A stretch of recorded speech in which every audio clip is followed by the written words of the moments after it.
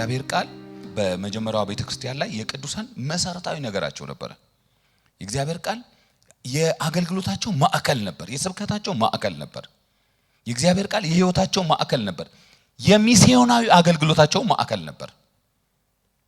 ያው የሐዋርያዊ ጉዞ እንደነበራቸው 1 2 3 ያለ ሐዋርያዊ ጉዞ እንደነበራቸው ታውቃላችሁ። የዛ የሐዋርያዊ ጉዞም ሴንተር እግዚአብሔር ቃል ነበር። ብዙ ጊዜ እግዚአብሔርን ለማምለክ በሚደረጉ ስብሰባዎች አሁን እየተለመደ የመጣው ነገር እየተቀየረ የመጣው በአብዛኛው የምንሰበሰበው ለምን እንደሆነ አናውቅም። አንዳንድ ጉባኤዎች ለእኔ እንዴት ሰዓቱ ራሱ እንደሚያልቀላቸው ባታቆም ለ4 ለ5 ሰዓታት ያህል ይሰበሰባሉ። ጉባኤያቸው ይደምቃል። ለ4 ለ5 ሰዓት በተሰበሰበ ስብሰባ ውስጥ የእግዚአብሔር ቃል 30 እና 40 ደቂቃ ይቀርብና ለዚያም ሰዎች ትግስት የላቸው። ብዙ ሰው ሲፈተን አይቻለሁ። የእግዚአብሔር ቃል ሲሰበክ ብዙ ሰው ሲፈተን አይቻለሁ።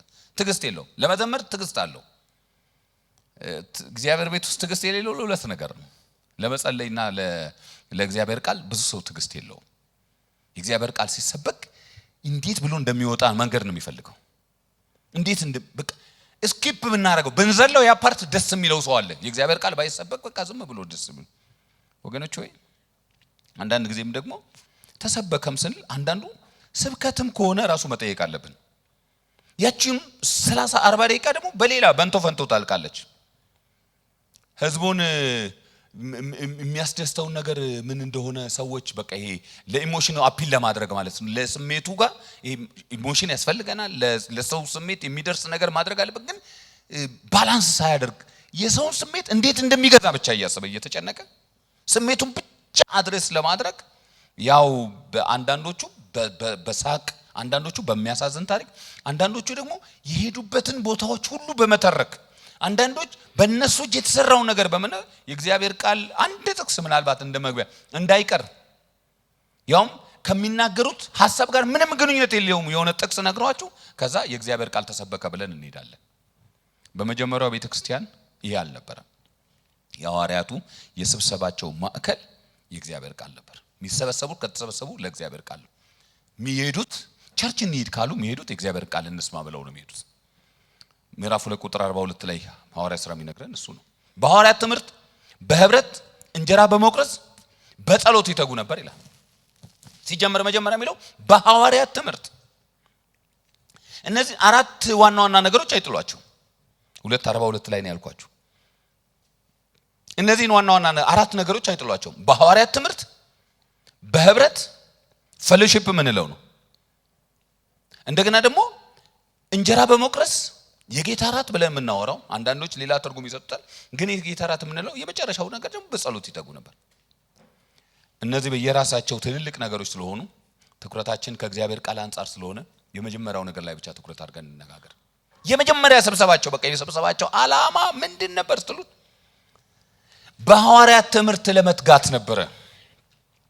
የሐዋርያት ትምህርት የሚባለው ሐዋርያት ራሳቸው የፈለሰፉት ትምህርት ማለት አይደለም። ሐዋርያት ያደራጁት ያመጡት ትምህርት ማለታቸው አይደለም። በሐዋርያት ትምህርት የሚባል እነዚህ ሰዎች ከጌታ የሰሙ ናቸው። ጌታ ሲያስተምር ያዩት፣ አብረውት የኖሩ የገቡ የወጡ ናቸው። ብዙ ጊዜ በምሳሌ በልዩ ልዩ መንገዶች ያስተማራቸው ናቸው። ጌታ ኢየሱስ ክርስቶስ ብዙውን ጊዜ ያጠፋው እነሱን በማስተማር ነው። በነገራችን ላይ አሁን እኛ ለምሳሌ ብንተነትነው ዘመናችን ሁሉ አስተምረን በእንጨርሰው ማያልቀው የማቴዎስ ወንጌል ምዕራፍ 5 ላይ ጀምራችሁ እስከ 7 መጨረሻ ድረስ የምትሄዱት የተራራው ስብከት የሚባለው አይደለም። አፉንም ከፍቶ አስተማራቸው ተብሎ የተጻፈው ያ ሁሉ እዚያ የተራራው ስብከት የሚባለው ትምህርት ውስጥ የማታገኙት የትምህርት ርዕስ የለም። የፈለጋችሁትን የትምህርት ርዕስ እስከ አለመጨነቅ ድረስ ማለት ነው። ይሄ ስለ መንፈሳዊ ዲሲፕሊን፣ ስለ ጾም፣ ስለ ጸሎት፣ ስለ እግዚአብሔር ቃል እግዚአብሔር ቃል መሰረታችሁ እንዴት መሆን እንዳለበት ከመናገር ጀምሮ ስለ ስጦታ ብቻ አይደለም። አትጨነቁ ምን እስከሚል ስርስር ትምህርት የነገራቸው ይሄ የሐዋርያት ትምህርት የሚባለው አለና ለጌታ ያስተማራቸው። እነሱ ደግሞ ይሄንን ትምህርት ለሌሎች ሰዎች በማስተላለፍ ይተጉ ነበር። መሰረታቸው ይሄንን አድርገውት ነበር። ይሄን ይለማመዱት ነበር።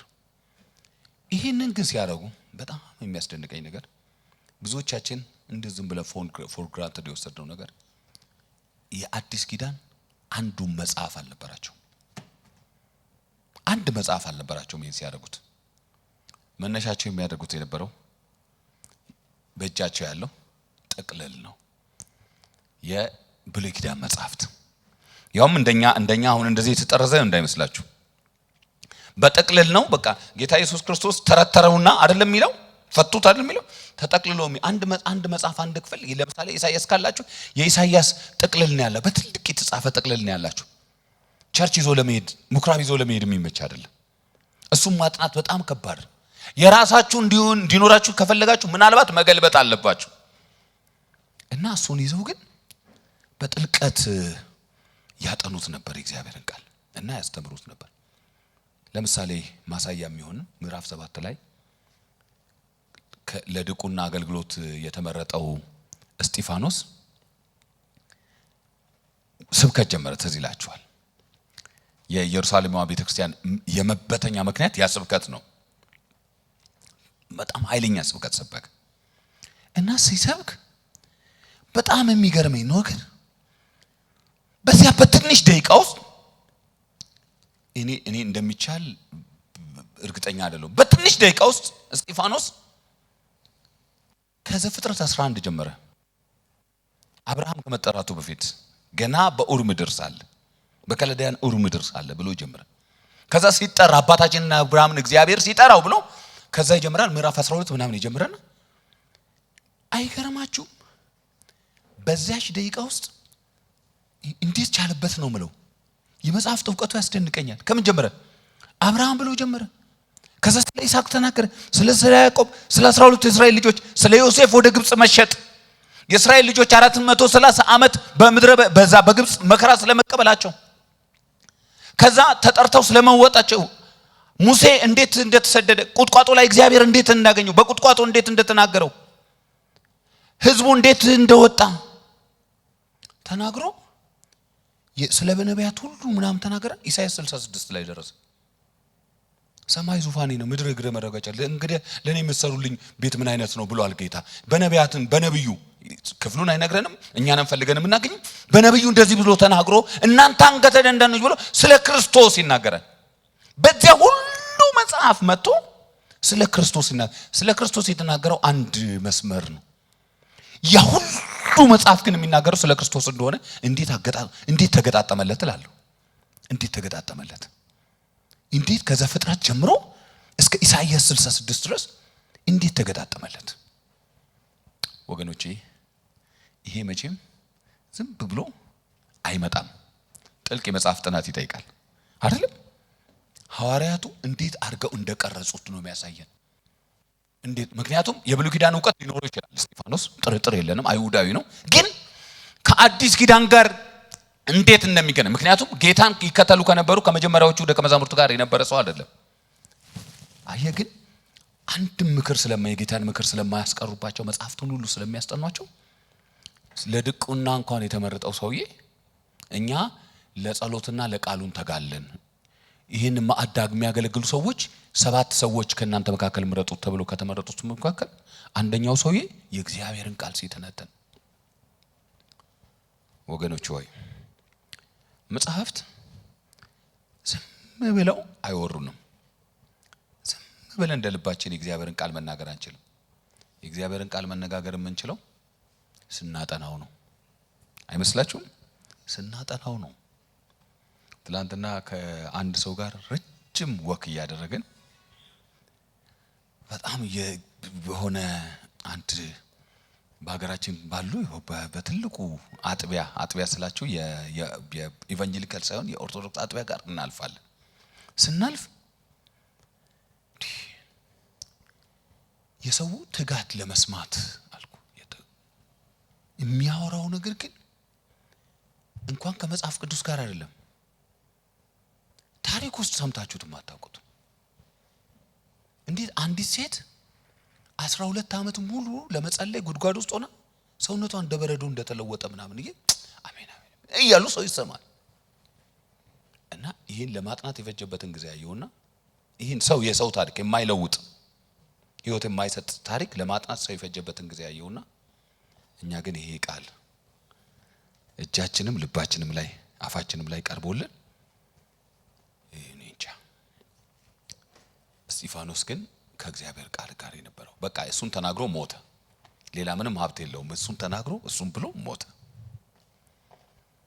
ምዕራፍ 8 ላይ ስንመጣ አሁንም ጸሐፊው ሆ ብሎ ይመስለኛል ተከትሎ ሄድና ምዕራፍ 8 ላይ የምታገኙት በዚህ ሰው ስብከት ምክንያት ብጥብጥ ተነሳና በኢየሩሳሌም ታላቅ መከራ ሲሆን ተሰደዱ ይላል።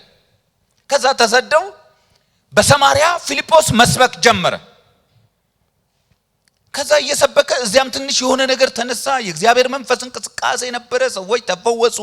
ጠንቋይ ሳይቀር ጌታን አመነ ምናምን ይለና ከዚህ እንቅስቃሴ መካከል ፊልጶስን ውጣ ውጣ ውጣ ውጣ ከዚህ ውስጥ የሚል የእግዚአብሔር መንፈስ ድምጽ መጣ።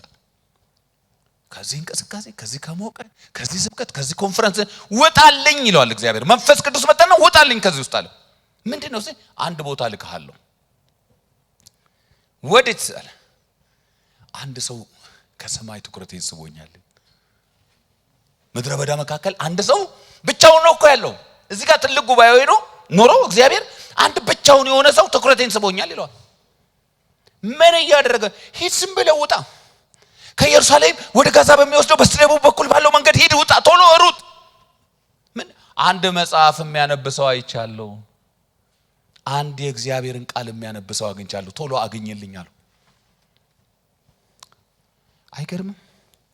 እግዚአብሔር ከብዙ እንቅስቃሴዎች የሚስቡት ቃሉን የሚያነቡ ሰዎች ናቸው። ለቃሉ ትኩረት የሚሰጡ ሰዎች እና ከዛ በኋላ ይሄ ሰውዬ ምን እንደሆነ ማን እንደሆነ ማያውቅም።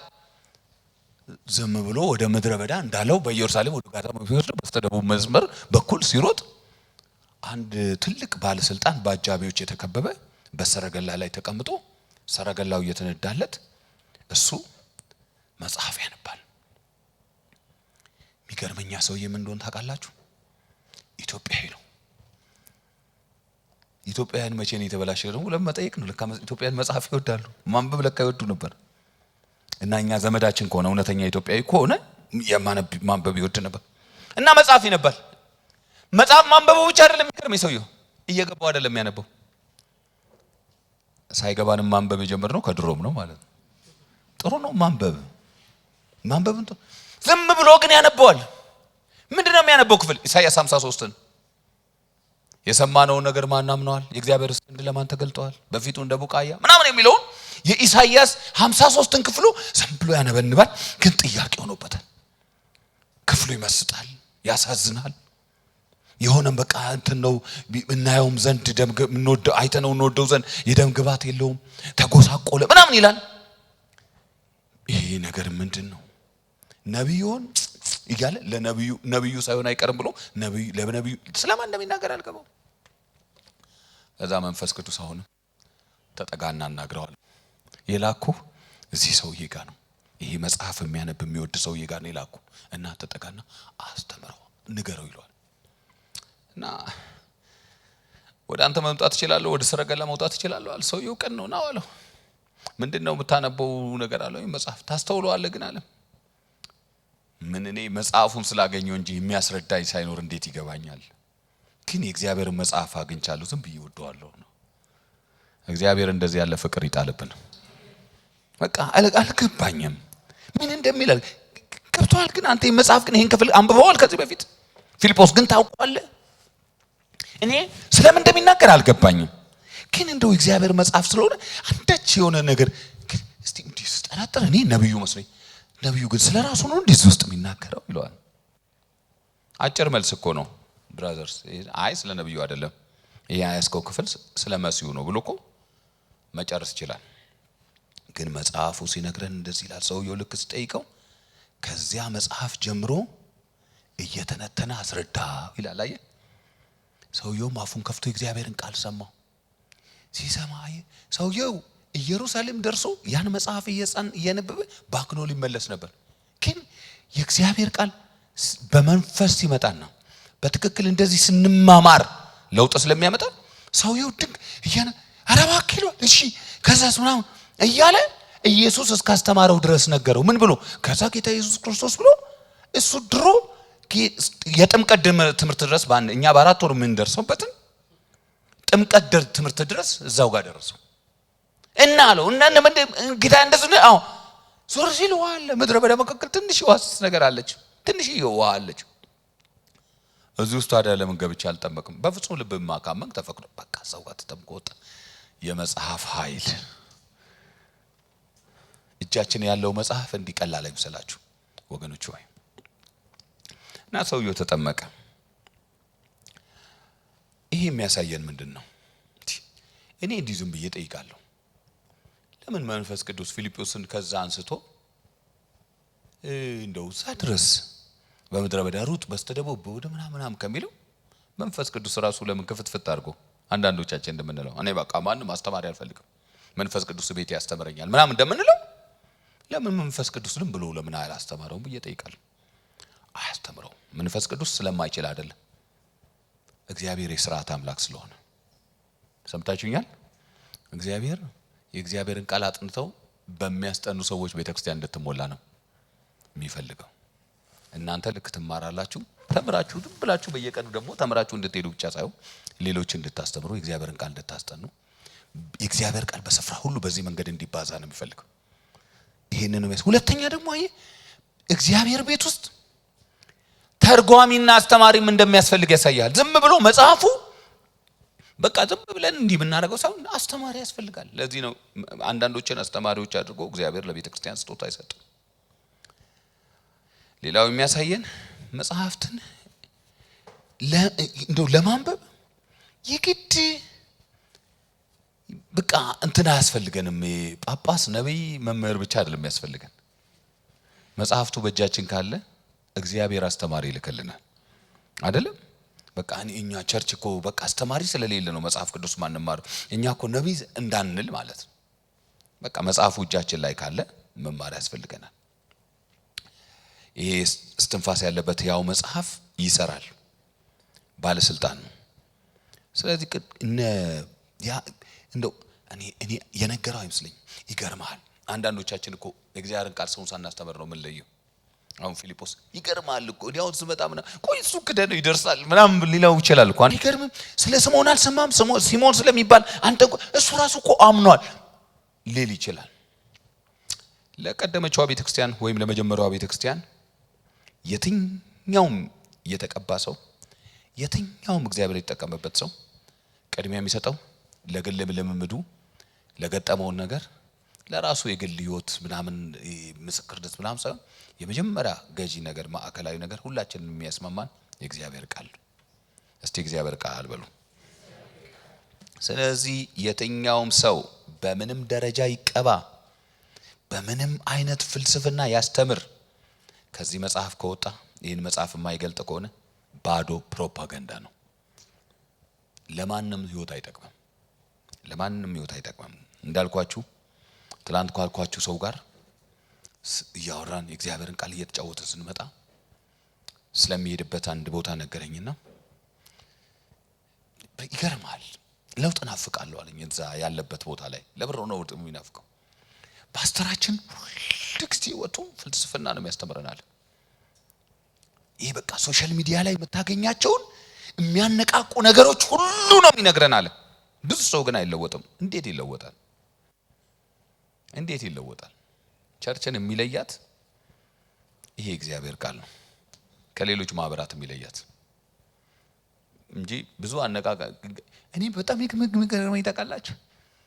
የእግዚአብሔር ሰዎች ክርስቲያኖች የምትሏቸው ለመለወጥ አምሯቸው እንዲለወጥላቸው የሆነ ነገር ሞቲቬትድ ለመሆን ከፍለው ይገባሉ። የሆነ ቦታ ወንድሜ ከፍሎ የምትናገር እነዚያ ሰዎች የፈለገውን ነገር ቢያፈሱብክ ህይወት አይለወጥም። የሰውን ህይወት ለዋጭ የእግዚአብሔር ቃል ነው። ስለዚህ ከእግዚአብሔር ቃል ውጪ የወጣ በቤተ ክርስቲያን ውስጥ ቢነገርም ኦንሊ ፕሮፓጋንዳ ማለት ነው። ይሄ ደግሞ ልማዳቸው እንደነበረ ሐዋርያቱ አሁንም ይህንን ብቻ ትኩረት እንደሚያደርጉበት የጴጥሮስን ምስክርነት ደግሞ እንመልከት። ሐዋርያው ይህንን ጉዳይ ዋነኛ መደበኛ ስራቸው እንጂ ብለው በልምድ ያመጡት እንዳልነበረ ሲናገር የወንጌል ስብከት በጀመረበት ጊዜ ታስታውሳላችሁ። እንደ ጴጥሮስ አንደኛ ልክ እንደ እስጢፋኖስ ረጅሙን ስብከት የሰበከው ሐዋርያት ሥራ ላይ ካጠናችሁ ጴጥሮስ ነው። ጴጥሮስ የእግዚአብሔር ቃል የተሞላ ነበር። እንዴት መዝሙረ ዳዊትን እንዴት አድርጎ እንደተነተነው አይታችኋል። የአባቶችን ታሪክ እንዴት አድርጎ እንደተነተነ አይታችኋልና ሲያስተምር ግን ይገርመኛል። ጴጥሮስ ከልምዱ ቢያካፍል ካገኘው መገለጥ ከፐርሰናል ኢንካውንተሩ ቢነሳና የሆነ ነገር ቢናገር ወንድሞቼ እናቶቼ ወይ አይጠገብም ታሪኩ። ያሳለፈው ታሪክ እግዚአብሔር የሰጠው መገለጥ እሱ የተለማመዳቸው ነገሮች እኛ ስናወራቸው አሁን እንመሰጥባቸዋለን። የሚገርመኝ በፍጹም ከእግዚአብሔር ቃል ውጭ ግን አያነሳም። ያነሳል፣ የሚያነሳው በምክንያት ነው። ግን ማዕከላዊ ነገሩ የእግዚአብሔር ቃል ነበር። ከእግዚአብሔር ቃል ፈቀቅ አይሉም ነበር። ለዚህ በመልእክቱ ላይ የተናገረውን እንመልከት። እነ ጴጥሮስ ትዝ ይላችኋል አንዴ በተራራ ላይ የገጠማቸው ነገር በአንደኛ ጴጥሮስ ሁለተኛ ጴጥሮስ ምዕራፍ 1 ከቁጥር 16 እስከ 19 ባለው ውስጥ ይናገራል። እኛኮ ይላል የእርሱን ግርማ አይተን እንጂ በብልሃት የተፈጠረውን ተረሳ እንከተል የጌታችን ኢየሱስ ክርስቶስን ኃይልና መምጣት አስታወቅናችሁ። ምን እያለ ነው? እኛኮ ዝም ብለን አይደለም ታሪክ ፈጥረን የምንነግራችሁ። ከእርሱ ያገኘነው መገለጥ አለ። ጌታ እንደማንኛውም ሰው ዝም ብሎ ሳይሆን ያገኘን እኔና ጓደኞችን በተለይ እኔ ዮሐንስና ያዕቆብም ዮሐንስም ይሄን ይደግማል። ትዝ ይላችኋል አንደኛ ዮሐንስ ምዕራፍ 1 ላይ አይደለም እኛ እኮ የምንነግራችሁ አይኖቻችን ያዩት በጆሮቻችን የሰማውን እጆቻችን የዳሰሱት አይደል? እኛ ቅርብ ነን። ብዙ ነገር አይተናል። ጌታ በጣም ብዙ ነገር አሳይቶናል፣ ቀምሰነዋል። ከገናናው ክብር በእርሱ ደስ የሚለኝ የሚወደውም ልጅ እርሱ ነው የሚለውን ድምፅ ሲመጣለት እዛ ነበርን ብሎ የማቴዎስ ወንጌል ምዕራፍ 17 ከ1 እስከ 8 ላይ ማርቆስ ምዕራፍ 9 ቁጥር 2 እና እንደገና ሉቃስ ምዕራፍ 9 ከ28 እስከ 36 ላይ ሶስቱም ወንጌላት የዘገቡትን ታሪክ ያነሳል። እዚያ ቦታ ላይ የሆኑ ነገር ምንድነው ትዝ ይላችኋል? ጌታ ኢየሱስ ክርስቶስ ከደቀ መዛሙርቱ መካከል ሶስቱን ለየና ኑ ወደ ተራራ እንውጣ አላቸው። ከዛ ወደዚያ ተራራ ላይ ወጡና በዚያ ተራራ ላይ በጣም አሰልቺ ጊዜ እንዳሳለፉ ነው። ከዚህ መገለጥ በፊት አሰልቺ ጊዜ ነው ያሳለፉት። ምክንያቱም ጌታ ወደ ተራራ ከወጣ ሊጸልይ ነው። እነሱ ደግሞ ገና ነበሩ ለዛና በጣም ሰልችቷቸዋል። ምን አለ እንደ ጓደኞቻችን ታች በቀረን ብለዋል። እና እንቅልፍም ከብዶባቸው ነበር ይላል መጽሐፉ። ለዚህ ነው ሰልችቷቸው ነበር። እንቅልፍ በጣም ከብዶባቸው ነበር። ሲነቁ ግን አንድ ነገር አዩ። ድንገት ጴጥሮስ ሲባንን አንድ ነገር አየ። ሶስቱም ወንጌላት የዘገቡበት መንገድ ይገርመኛል። ሲነቁ ሌላ ብርሃን፣ ሌላ መገለጥ፣ ሌላ ኃይል ሆኗል። ማቴዎስ ሲነግረን በፊታቸው ተለወጠ፣ ፊቱም እንደ ፀሐይ በራ፣ ልብሱም እንደ ብርሃን ነጭ ሆነ ይላል። አስቡት እናንተ ድንገት አይናችሁ ስትገልጡ አጠገባችሁ የነበረ ሰው እንደዚህ ተለውጦ ብታገኙት በጣም የሚያስደነግጥ ነው። ማርቆስ በፊታቸው ተለወጠ፣ ልብሱም አንጸባረቀ፣ አጣቢ በምድር ላይ እንደዚያ ሊያነጣው እስከማይችል ድረስ በጣም ነጭ ሆነ ይላል ሲያዩት። ሉቃስ ሲጸልይም የፊቱ መልክ ተለወጠ፣ ሊጸልይ ነው ሄደው ብያቸዋለሁ ተራ ልብሱም ተብለጭልጮ ነጭ ሆነ ይላል። ስለዚህ እነዚህ ሰዎች ተኝተዋል። ድንገት ሲነሱ ያልጠበቁትን አይነት ብርሃን አገኙ፣ መገለጥ አገኙ። አሉ፣ ደነገጡ። ጴጥሮስ ሰልችቶታል እኮ እንቅልፍ ከብዶበት ነበር። ግን ጴጥሮስ ወንጌሉን አለመጻፉ በጣም ጥሩ ነው። ይህንን ነገር አለባብሶ ያልፈው ነበር። ምንድነው የሚለን ግን የወንጌላቱ ጸሐፊ አንደኛው በተለይ እንቅልፍ ከብዶበት ስለነበረ የሚለውን እንኳን አያውቀው ነበር ይላል። ግን ብሎ ይተባረክ ነበር ነው ማለት ደንግጦ ነበር ድንብርብር ብሎ። ግን አንድ ነገር ግን ውስጡን ያዘው። ያየውን ይህን የጌታን ክብርና ይህን የጌታን መገለጥ የሚቋቋመው አይነት ስላልነበረበት፣ የሚገልጥበት ቋንቋ ስላልነበረበት አንድ ነገር ብቻ አለ። ጌታ ሆይ አለ። በቃ የመጨረሻው ልምምዳችን ይሁን። ብዙ ነገር ተለማምደዋል ታች ከዚህ በላይ ምንም ልታሳየ ስለም የመጨረሻው ልምምድ ሲሆን ከዚህ ተራራ ላይ ባንወርድ ነው ይሻላል አለው። ለምን? እኛ ችግር የለም ለኛ አታስብ። እኛ እዚሁ በቃ እዚሁ ዝም ብለን ሜዳ ላይ እንተኛለን። ለአንተ ግን አንድ ድንኳን ለኤልያስ አንድ ድንኳን እንደገና ደግሞ ለሙሴ አንድ ድንኳን እንሰራ በዚህ መሆን ለኛ መልካም ነው ሌሎች ጓደኞቻችንን እንጠራቸዋለን ከዚህ ግን አታውርደን በጣም ጥልቅ የሆነ ኢንካውንተር ነው በጣም እንዴት ደስ ይላል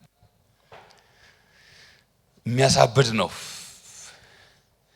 ጌታ ግን በዚህ ንግግራቸው ደስ አላለው ለዚህ ነው የሚሉትን አያውቁም ያለው ለሙሴ አንድ ለኤልያስ አንድ ምናምን ሲሉት እግዚአብሔር ሰዎች መሰረታቸው እንዲሆን የሚፈልገው ትንግርታዊ ነገሮች ሳይሆኑ ቃሉ ነው አንዳንድ ጊዜ ቤተክርስቲያን እንድትሞላባት የምትፈልጓትን ነገር እግዚአብሔር ስለመፈለጉ እርግጠኞች ሁኑ እኛውን በጣም ደስ የሚለው ምንድነው ቤተክርስቲያን ሁሉ ጊዜ የሆነ ነገር በቃ ሽባ እየተረተረ አጋንንት እየወጣ የሆነ ነገር በቃ ስፔክታኩላር የሚባል ነገር አለ አይደል በቃ ይሄ አይን የሚይዙ ነገሮች እየሆኑ በቃ ቤተክርስቲያን ብርቅርቅርቅ ብላ ሁሉ ጊዜ ማየት ነው የምፈልገው በዛ መኖር ነው የምፈልገው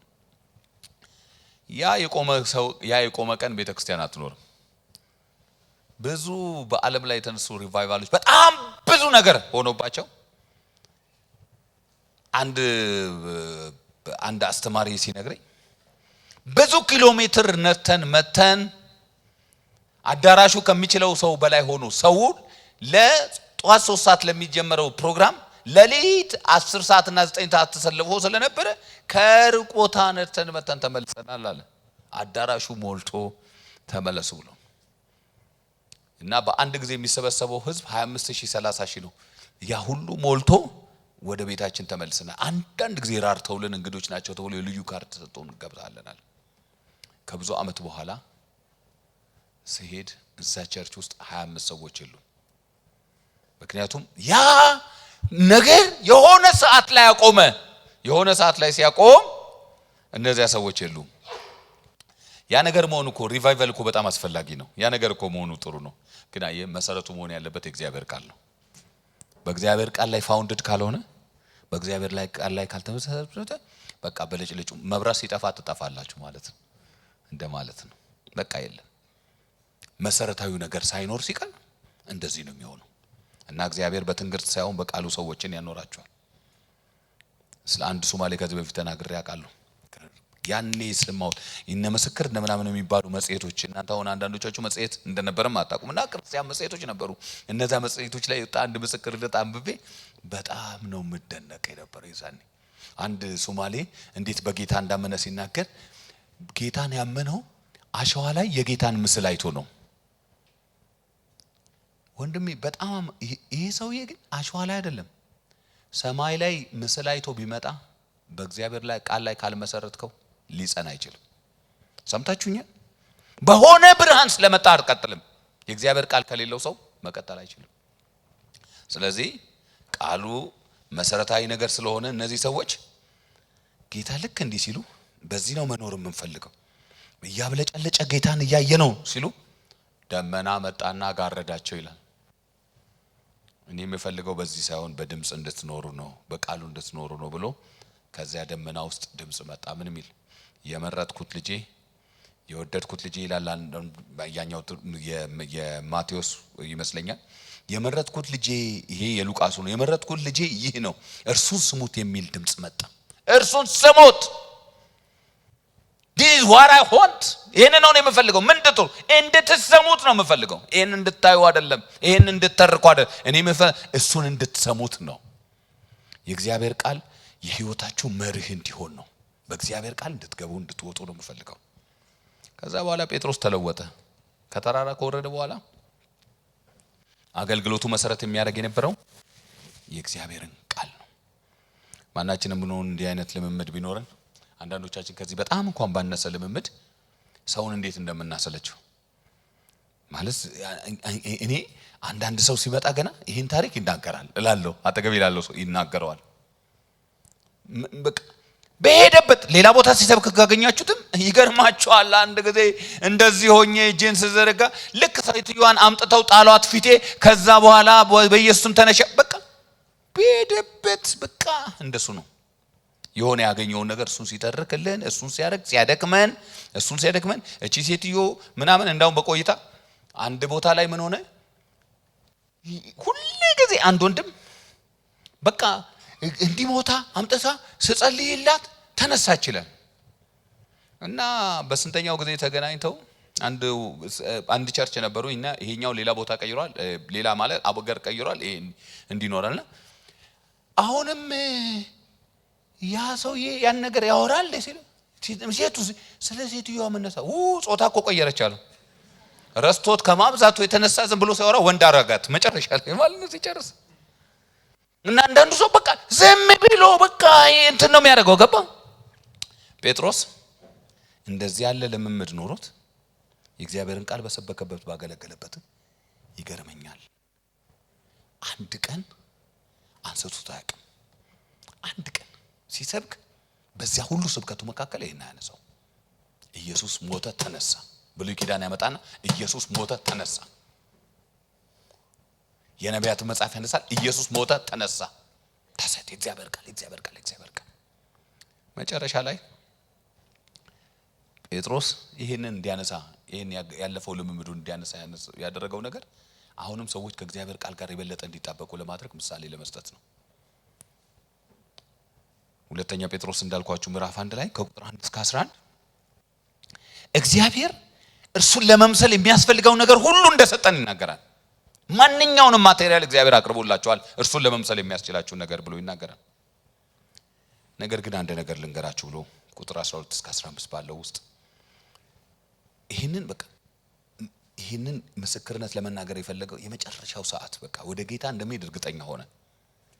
ወደ ጌታ እንደሚሄድ እርግጠኛ ሲሆን ይሄንን ለአዲሱ ጄነሬሽን ይሄን ሳልናገረው ማለፍ የለብኝም። ምን አይነት መገለጥ እንዳገኘን ግን ካገኘነው መገለጥ ደግሞ የሚበልጠው ምን እንደሆነ ሳላስተምራቸው መሄድ የለብኝም በሚል ይሄንን ምሳሌ ያነሳው። ምን አለ? ስለዚህ ነገሮች ምንም ብታውቁ ከላይ እግዚአብሔር ስለመምሰል ተናግሯል ብያቸዋለሁ። ስለዚህ ነገሮች ምንም ብታውቁ በእናንተ ዘንድ ባለ እውነት ምንም ብትጸኑ ስለነዚህ ዘወትር እንዳሳስባችሁ ቸል አልልም። ለምን? ሁልጊዜ በዚህ ማደሪያ ሳለሁ በማሳሰቤ ላነቃችሁ የሚገባኝ ይመስለኛል። ጌታችን ኢየሱስ ክርስቶስ እንዳመለከተኝ ከዚህ ማደሪያዬ መለየቴ ፈጥኖ እንዲሆን አውቃለሁ። ከዚህ ማደሪያዬ ማለት ከሥጋዬ እንደምወጣ ወይም እንደምሞት ማለቱ ነው። እንደምሞት አውቄያለሁ፣ እንደምገደል እንደምሰዋ አውቄያለሁ። ከመውጣቴ በኋላ እነዚህ ነገሮች እንድታስቡ በየጊዜው ትችሉ ዘንድ ተጋለሁ ይላል። ከዚያ መልካም ባህሪ እንዲኖራቸው በአእምሯቸው አብሰልስለው የፈጠሩትን ብልሃት ሳይሆን የነገራቸው መሰረቱ የእግዚአብሔር ቃል እንደሆነ መገለጥ እንደሆነ ሲነግራቸው እኛ ዝም ብለን የፈጠርነው አይደለም። በአእምሯችን እንዴት ቆይ ምን አይነት ማህበረሰብ እንስራ፣ ምን አይነት ማህበረሰብ እናምርት ብለን ቪዥነር ሆነን የመሰረት ነው ቸርች አይደለም። ይሄንን እንዲመስል እንፈልጋለን ብለን የሰራነው ቤተክርስቲያን አይደለም። የእርሱን ግርማ አይተን እንጂ በብልሃት የተፈጠረውን ተረት ሳንከተል የጌታችን የኢየሱስ ክርስቶስን ኃይልና መምጣት አስታወቅናችሁ። ስላዩት ደግሞ ነገር ሲናገር ከገናናው ክብር ይላል። አይገርማችሁ? ከእግዚአብሔር ዘንድ ከዚያ ደመና ውስጥ ማለት ነው። ያ ደመና እየሳለባቸው ነው ባይነሊ ናቸው።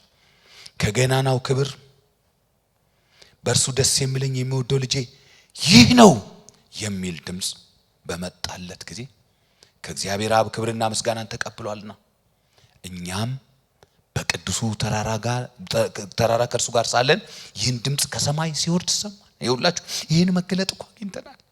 ጌታን እኮ ፊት ለፊት ሲለወጥ እኮ አይተነዋል። ድምፅም ሲመጣለት እኮ ሰምተናል።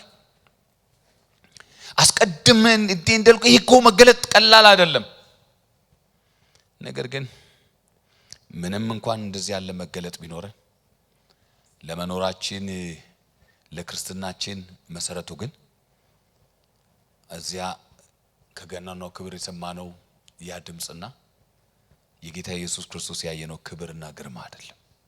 እሱን አይተናል። እሱን ኤክስፒሪየንስ በጣም አስደናቂ ነው። ከእርሱም ይልቅ ግን እጅግ የጸና የትንቢት ቃል አለን ይላል። እስቲ አሜን በሉ። እኔ እኮ አይደለሁም እላችሁ ከዛ ካየነው ክብር ከዛ መገለጥ የጸና የትንቢት ቃል አለን። ከሱም ይበልጥ ግን መጽሐፍ አለን። ምናልባት እኮ ከሱም ይልቅ የጸና የትንቢት ቃል አለን እኮ የሚለው የብሉይ ኪዳን መጽሐፍትን ይዞ ሊሆን ይችላል። በወቅቱ እንዳልኳችሁ መጽሐፍት ገና አልተጻፉ። የጸና የትንቢት ቃል አለን። ስለዚህ ወገኖች አንድ ነገር ልምከራችሁ አለ። ይሄ የመጨረሻ ሰዓቴ ነው። እንደምሞት አውቄያለሁ። ወደ አባቴ እንደምሰበሰብ አውቄያለሁ። የመጨረሻዬን ምክር ልንገራችሁ። ምድር እስኪጠባ ጌታ ኢየሱስ ክርስቶስ እስኪመጣ ማለቱ ነው። አሁን ሌሊት ላይ ነው ያለነው አይደለም? ሌሊቱ እያየለ ነው ያለው። አሁን አንድ ቀን ይሄ ሌሊት ይጠባል። አንድ ቀን ጌታ ይመጣል። አሜን አትሉም እንዴ? ጌታ አንድ ቀን በክብር ይመጣል። ምድር እስኪጠባ ድረስ የንጋት ኮከብ በልባችን እስኪወጣ ድረስ እባካችሁን እያለ ነው። ሰው በጨለማ ስፍራ የሚበራ መብራት እንደሚጠነቀቅ ይህንን ቃል እየተጠነቀቃችሁ መልካም ታደርጋላችሁ። ስልክ ይሄ ቃል አላችሁ ወገኖች ሆይ ያ ሁሉ መገለጥ ነግራችኋል። ያ ሁሉ ክብር ነግራችኋል። አዎ ግን ምድር እስኪጠባ የንጋት ኮከብ በልባችን እስኪወጣ ድረስ ይህንን ቃል ታቆኛላችሁ፣ ታቆታላችሁ። አዎ ከመጋነም ልክ ሰው በጨለማ ስፍራ ያለ መብራት እንደሚጠነቀቅ አስቡት።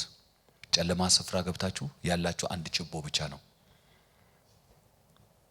በጭላንጭል ነው ብትሄዱ ያላችሁት በቃ እና ያ መብራት ከጠፋ እልም ያለ ጨለማ ውስጥ ነው የምትገቡት። እንዴ ነው የምትጠነቀቁት? አሁን እኛ እንደ እንትና አንድ ሲዩ ማናርክ ይሄ ልክ ይሄ ማለት ይሄ መብራት ስላለን አይገባንም። በጨለማ ስፍራ ያለ ብርሃን ማለት ብዙ ላይ ገባን ይችላል። እኔ ገጠመኝ ልንገራችሁ። በቃ ልክ በጣም ብዙ ስራ ያለባችሁ ያወቃችሁ ካርድ የመብራቱ ጋር 6 ብር ብቻ ቢኖራችሁ በእኛ ኮንቴክስት ማለት ነው። ይሄ ምንድነው ካርድ ሞላበት እንትን አለ ጨቆጣሪው ላይ ሲሚያሳያችሁ 6 ብር ብቻ ቢሆን አሳይመንት ነበርኝ በጠዋት ማስረከበው። ጥንቃቄ ያ ቤት ውስጥ ያልተነቀለ ነገር የለም። የሞባይል ቻርጀር ሳይቀር ነቅያለሁ። ኃይል ላይ ወስድ እኮ ይችላል ያን ያህል ማሞቂያ ምናምን ተውት፣ ፍሪጅ ተውት፣ ቲቪ ምናምን የሞባይል እንዳይተኩ ቤታችን ውስጥ አንድ ብቻ አምፖል እንድትበራ ሁሉንም ያንንም አጥፋው። ለምን ነገ ማስረክበው አሳይመንት ስላለኝ በጣም እንዴት እንደምጠነቀቅ። አይ በጨለማ ስፍራ ያለ ብርሃን ሰው እንዴት ነው የሚጠነቀቅለት? እንዴት ነው እንዴ? ልክስ በዚያ መጠን ማለት ይሄን ደግሞ አስቡት። ጫካ መካከል ሆናችሁ ብላችሁ አስቡ። በጣም ጫው ያለ ጫካ ውስጥ ሆናችሁ ጨለማ ውስጥ ድቅድቅ ጨለማ ውስጥ ናችሁ ያላችሁ አንድ ብርሃን ነው እና እሱም መብራት እንዴት ነው የምትጠነቀቁለት አለ። ልክ እንደምትጠነቀቁት አለ ለዚህ መጽሐፍ፣ ለዚህ የእግዚአብሔር ቃል፣ ለዚህ የትንቢት ቃል በዚህ መጠን ብትጠነቀቁ መልካም ታደርጋላችሁ። እናንተ ናችሁ የምታተርፉት እያለ ነው ወገኖች ሆይ። ይሄ ምንም ያሳየን ለሐዋርያቱ የዚህን መጽሐፍ ዋጋ በምንም የሚለወጥ አይደለም። ይሄ መጽሐፍ ከሌለ የለንም። ይሄ መጽሐፍ ከሌለ በፈለጋችሁት አይነት ቅርጽ በፈለጋችሁት አይነት መንገድ አዋቅሩት፣ ቤተክርስቲያን ብላችሁ ጥሩት፣ it will not be a church anymore። አለቅ። ቤተክርስቲያን የእግዚአብሔርን ቃል ከጣለች፣ የእግዚአብሔርን ቃል አማኝ ከጣለ በቃ ሞባይላችሁን የሞላው እልፍ አላፍ መዝሙር ቢሆን ክርስቲያን መሆን አትችሉም። ሰምታችሁኛል ያልኩት እግዚአብሔርን ቃል ከጣላችሁ እና የሚያሳስበን እኮ ለዛ ነው የሚያሳስበን። ይሄን ምን ነግራችሁ አንዳንድ ሰው አሁን እንኳን እየተነገረው ምንም ለእግዚአብሔር ቃል ቫልዩ አይሰጥም። የእግዚአብሔር ቃል የህይወታችን ዋነኛ ነገር ነው። ስለዚህ ራሳችንን እንጠይቅ። በመጨረሻ የምጠይቃችሁ ነገር ለእግዚአብሔር ቃል ምን ያህል ጊዜ እየሰጠን ነው? ምን ያህል ጊዜ እየሰጠን ነው ለእግዚአብሔር ቃል? ለብዙ ነገር እንሰጣለን አይደል? ለአገልግሎት አሁን እንግዲህ ደግሞ ስፒሪቹዋል ሰከር ነገር አገልግሎት ነው አይደል? ለአገልግሎት በጣም ብዙ ጊዜ ትሰጣለህ። በቃ ተፍተፍ ለማድረግ ለመዘመር የሆነ ነገር ለማድረግ ምናምን ትሰጣለህ። ግን ለቃሉ ጊዜ አለ? ለእግዚአብሔር ቃል ጊዜ አለን ብለን ራሳችንን መጠየቅ በጣም ያስፈልጋል።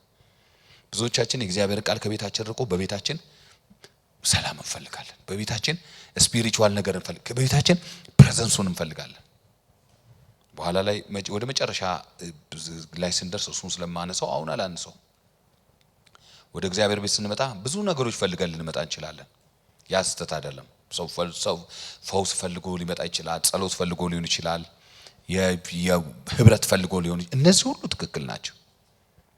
ነገር ግን ቋሚና መደበኛ ፍላጎታችን ወደ እግዚአብሔር ቤት ልሄድ ነው ስትሉ ቃሉን ልማር ነው ካልሆነ መሰረታችንን እንደገና መፈተሽ አለብን።